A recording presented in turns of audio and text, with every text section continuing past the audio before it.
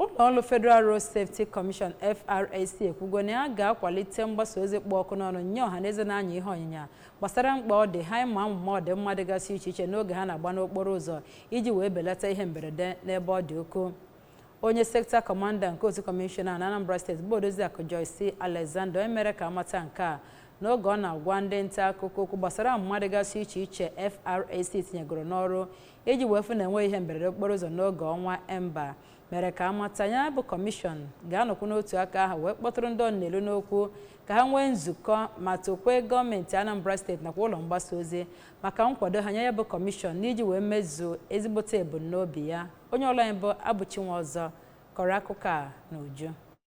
Odoziakụ Alexander kwuru na ya bụ kọmishọn ahụ ga-ewepụta ụlọ ikpe okporo ụzọ a ga-eji wee na-ejide ndị na-emebi iwu ndị ahụ dị n'okporo ụzọ ọkarịcha ndị na-asọtụ head bridge dị n'Ọnịcha. Ọ gakwara n'iru ma kọwaa na ndị na-ahụ maka ya bụ ọrụ FRSC Anambra State Command ga-aga n'ihu na-arụsị ọrụ ike iji nweta mpụtara bụ ịgba na ya bụ ụzọ ahụ.